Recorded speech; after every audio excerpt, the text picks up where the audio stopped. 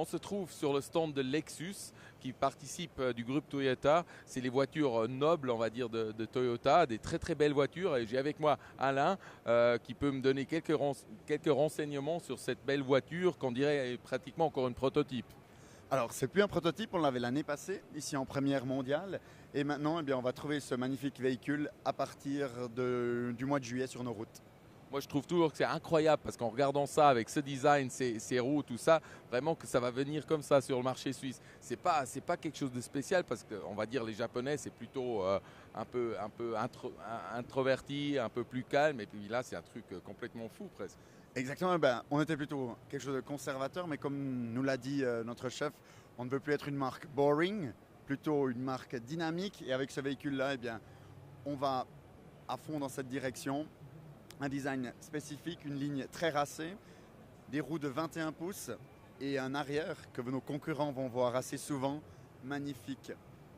Moi, je suis sûr qu'en tout cas, que tu as une fois cette voiture devant toi, tu vas toujours t'en rappeler, tu pourras toujours la reconnaître.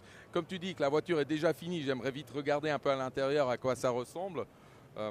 Raconte-moi un peu sur les intérieurs de la voiture.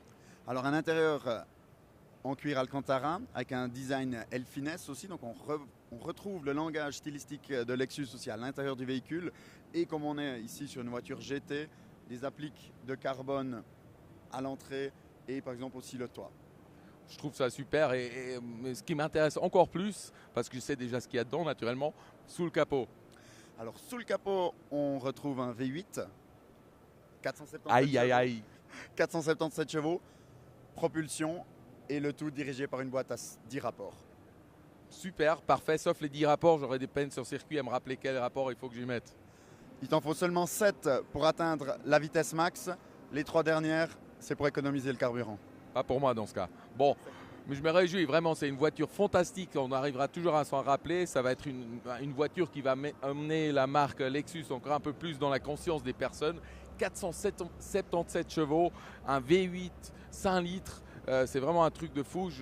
J'attends avec impatience de pouvoir rouler cette voiture.